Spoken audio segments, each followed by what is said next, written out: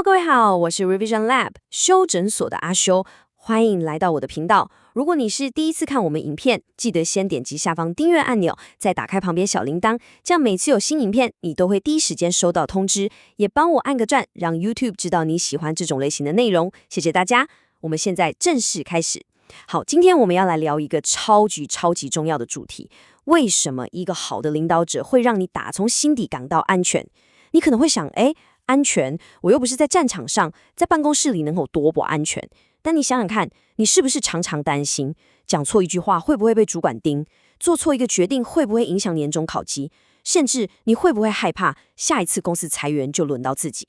这些其实都是一种不安全感，而这种感觉恰恰就是扼杀一个团队创新和效率的最大元凶。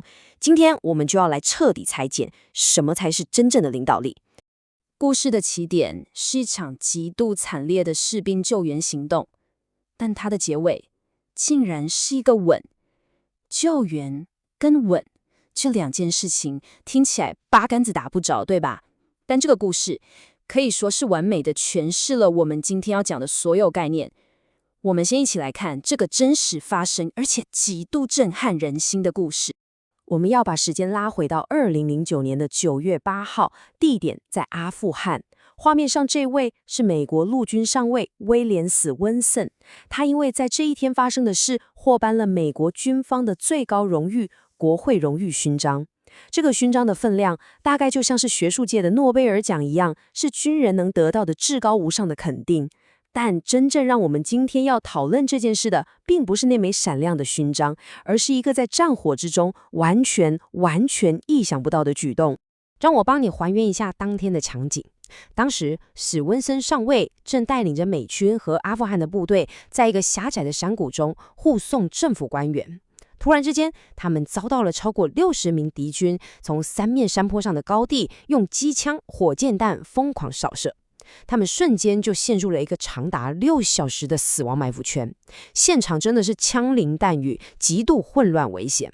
在这种九死一生的关头，一般人的正常反应就是赶快找掩护，保住自己的命，对吧？但史温森上尉没有，他反而是一次又一次的主动冲进敌人的火线，把受伤的同胞一个一个救出来，把不幸罹难的战友遗体带回来。其中，他救出了一位中士，脖子中了枪，伤势非常严重，血流不止，命在旦夕。就在他跟另一位同胞好不容易把这位重伤的重士送到医疗直升机上时，一个极为罕见、极为珍贵的画面被碰巧录下来了。当时，一名医疗兵的头盔上刚好装了一台 GoPro 运动摄影机。从画面中，我们可以看到史温森上尉先把伤兵安顿好，轻声地跟他讲话，安抚他的情绪。然后，在那个子弹还在外面乱飞、生死一瞬间的战场上，他俯下身，在这位士兵的额头上给了他一个吻，亲了一下，然后才转身继续冲回去救更多的人。你想象一下那个画面，在极度的暴力与混乱之中，出现了这么一个极度温柔、充满人性光辉的举动。看到这个画面的人，心里一定都会跟我一样冒出同一个巨大的问号：像他这样的人到底是从哪里来的？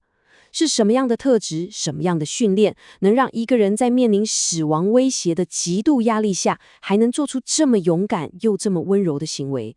这不只是军人的过失，这其实触及到了我们今天要探讨的核心问题：伟大的领导者到底是怎么炼成的呢？很多人第一时间的想法可能就是，军人嘛，他们本来就是经过特殊筛选的，本来就是比较勇敢、比较有奉献精神的一群人。但如果我告诉你，这个解释其实只对了一半，甚至可以说是错的呢？重点来了，真正的原因不是人本身有多特别，而是他们所在的环境。这个环境创造了我们等一下会一直提到的关键字：深度的信任感。我们来做一个非常直接，但也非常讽刺的对比。在军队里，他们颁发勋章给那些愿意牺牲自己、成就他人的人。你看，史温森上尉就是最好的例子，他冒着生命危险去救同袍。但在商场上呢，我们常常是发奖金给那些愿意牺牲他人、成就自己的人。这是不是听起来很熟悉？为了拿到更高的业绩奖金，业务团队可能会去抢同事的客户。为了让自己的部门绩效好看，我们可能就会把烂摊子、把责任推给其他部门。我们的整个奖励机制从根本上就是反过来的，一个鼓励你为团队牺牲，另一个却常常是在鼓励你牺牲团队来成就自己。所以你看，一开始那个他们天生就是比较好的人的理论，其实站不住脚。真正的原因是他们所处的那个环境，这背后其实有非常扎实的神经科学根据。当我们感觉到安全、被信任的时候，我们的大脑会分泌一种叫做催产素 oxytocin 的化学物质，它有时候被称为拥抱荷尔蒙或爱的荷尔蒙，它会让我们产生同理心、慷慨、信任的行为。相反的，在一个充满威胁和不信任的环境里，像是你老板整天盯着你，随时准备抓你小辫子，这时候大脑分泌的就是皮质醇 cortisol， 也就是压力荷尔蒙，它会让我们进入战或逃的生存模式，我们想的就只剩下保护自己，变得自私多疑。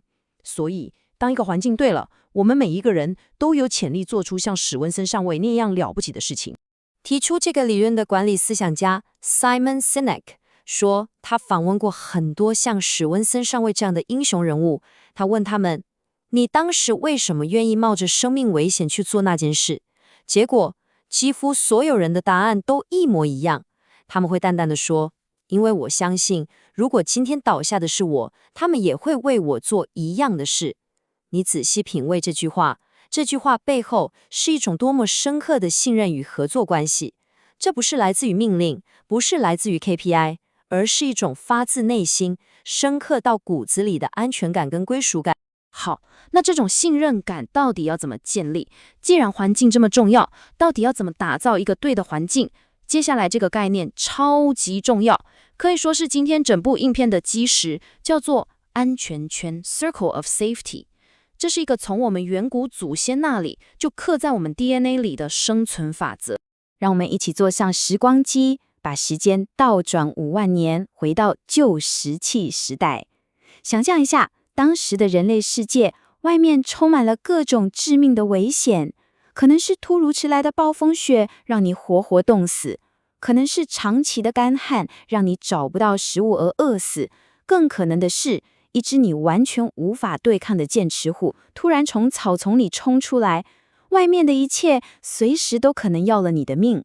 在这种情况下，一个单独行动的人类基本上是活不下去的。那我们怎么活下来的？答案就是团结。我们演化成了社会性动物，我们组成部落，而在部落的内部，我们建立起一个看不见但感受得到的安全圈。在圈圈的外面是各种致命的危险，充满了恐惧和不确定性。但在圈圈的里面，我们感到安全，有归属感。正是因为这份安全感，我们才能够彼此信任，互相合作。我晚上可以安心睡觉，因为我知道部落里会有人帮我守夜，盯着外面有没有剑齿虎跑过来。如果我们彼此不信任，每个人都得自己睁一只眼闭一只眼睡觉，那这个部落很快就会因为内耗而灭亡，对吧？我们继续看下去。其实，现代社会的商业逻辑是完全一样的，圈圈外的危险依然存在，只是形式变了。剑齿虎变成了经济不景气，股市的剧烈震荡；暴风雪变成了突然出现一个像 AI 这样的新科技，让你赖以为生的专业技能瞬间过时。当然，还有你的竞争对手，他们无时无刻不想抢走你的生意、你的市占率。这些外部的危险是常态，而且我们几乎无法控制。唯一可以控制的变数，就是我们组织内部的环境，也就是我们公司的那个安全圈到底牢不牢固。那谁该负责建立这个安全圈呢？这个决定我们每天上班啊，是充满催产素还是充满皮质醇的环境，到底谁该负责？答案很明显，也只有一个：领导者。一个领导者的决策和行为会直接创造出2种截然不同的世界，带来2种完全不同的结果。这是一个很典型的反面教材。演讲者在机场亲眼目睹一位地勤人员用非常不友善，甚至可以说是凶恶的态度对待一个只是想提早登机的旅客。他实在看不下去，就上前问那位地勤：为什么你不能把我们当成一般人来好好对待？结果那位地勤人员是这样回答的：先生，如果我不严格遵守规定，我可能会惹上麻烦，甚至丢掉我的工作。你听听这句话，这句话透露出什么讯息？在他心里，真正的危险不是眼前的旅客，而是他自己的主管、自己的公司。他每天想的不是怎么服务客户、解决问题，而是怎么保护自己不被主管骂、不被开除。当一个组织让员工觉得内部的威胁比外部还大，那员工就会耗费所有心力来保护自己，变成一个只会遵守 SOP 的机器人。现在我们来看一个完全相反的正面例子。这位是美国中西部一家大型制造公司 Barry Wehmiller 的执行长鲍勃·查普曼。时间来到2008年，金融海啸席卷全球，他们公司订单在一夜之间掉了30%，公司马上就出现了1000万美金的资金缺口。你想想看，在那个所有公司都在疯狂裁员、人人自危的时刻，董事会的第一个想法当然就是裁员呐，最快最省事。但鲍勃拒绝了，他对所有员工说了一句堪称经典的话，他说：我们宁愿所有人都牺牲一点点，也绝对不要让任何人承受巨大的痛苦。这是一种把员工当家人的思维。他们最后推出了一个无薪假计划，要求从执行长到基层员工，每个人都要强制放4个礼拜的无薪假，薪水当然也跟着减少。但他说，公司理解每个人的状况不同，如果你经济有困难，可以少放一点；如果比较宽裕，也可以多放几个礼拜，公司不会有意见。结果呢，这个计划不但帮公司省下了2000万美金，是原定目标的整整2倍。更惊人的是，在那个大家都在减薪的时期，公司的士气居然是上升的。员工们知道公司在保护他们，所以他们也开始自发性的互相保护。经济状况比较好的员工会主动跑去跟同事说：我多放1个礼拜的无薪假，你家里有小孩要养，你少放1个礼拜，拿我的假去用。这真的就是一个强大安全圈所创造出来的奇迹。因为在一个互信的环境里，大家想的不是我会损失什么，而是我们能一起做些什么来度过难关。所以，一个真正好的领导者，他的角色其实就像是父母。你想想看，好的父母会为孩子做什么？第一，他们会给孩子机会去尝试、去犯错；第二，他们会提供教育资源，让孩子学习成长；第三，在必要的时候，他们会给予纪律和约束，教导孩子什么是对的，什么是错的；第四，也是最重要的，他们会帮助孩子建立自信心，让他们相信自己有能力面对未来的挑战。这一切努力都是为了让孩子未来能成就比自己更高远的目标。伟大的领导者做的其实是完全一样的事情，他们把员工当成自己的孩子一样来栽培和保护，目标是让他们成长茁壮，而不是把他们当成可以随意压榨的工具。讲到这里，我们要带出今天最核心也是最能赋予我们每个人力量的一个观念：领导力是一种选择，它不是一个职位。很多人真的都把这2件事搞混了。当一个人有很高的职位，比如总经理、执行长，那不叫领导者，那叫做权威。我们听他们的话，可能只是因为不得不，因为他们手上有权力决定我们的薪水、我们的考绩、我们的升迁。但真正的领导者是他自己主动选择要去照顾他身边的人。我们追随他，是因为我们打从心底想要跟着他，我们被他的理念和行为所感召。这2者真的有天壤之别。回想一下你自己的职涯，你一定遇过那种位高权重但没人想跟随的主管，也一定认识那种可能没有任何头衔却能凝聚大家向心力的人，对吧？后者才是真正的领导者。所以我们可以给领导者一个非常简单但非常强大的定义：一个选择去照顾他左边和右边的人，就这么简单。这跟你的职称无关，跟你的薪水无关，只跟你做出的选择有关。不管你是公司的大主管，还是一个刚进公司的小组员，只要你做出这个选择，你就是一个领导者。当你的同事遇到困难时，你选择花时间帮他一把，而不是袖手旁观，那一刻你就是领导者。当团队犯错时，你选择站出来承担责任，而不是急着甩锅，那一刻你就是领导者。简单整理一下这个因果关系。当领导者，也就是那些做出选择的人，愿意牺牲自己的利益，例如他们宝贵的时间、他们的精力，甚至金钱，来确保他的人民、他的员工是安全的时候，一个很自然的化学反应就会发生。我们作为被保护的人，也会心甘情愿地为我们的领导者牺牲奉献。我们会为他流血、流汗，只为了实现他所描绘的那个共同的愿景。这是一种深刻的双向的互惠关系。最后，我想留一个问题给大家思考：一个领导者愿意为你牺牲，而你也愿意为他奋斗的组织，这不就是我们每一个人都梦寐以求的工作环境吗？总结一下今天的重点：第一，真正的领导力不是来自于职位或权力，而是来自于建立一个让成员感到安全的安全圈。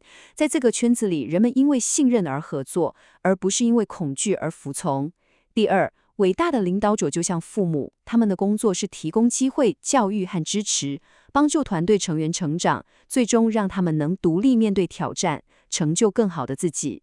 第三，也是最重要的，领导力是一种选择，不是一个阶级。任何人在任何位置都可以选择去关心和照顾身边的人，从而成为一个真正的领导者。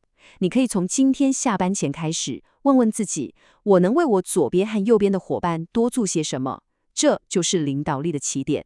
今天的内容就到这边，如果你觉得这集有帮助，记得马上点赞、订阅加开启小铃铛。我们正在冲订阅，需要你的支持。我是阿修，我们下次见，拜拜。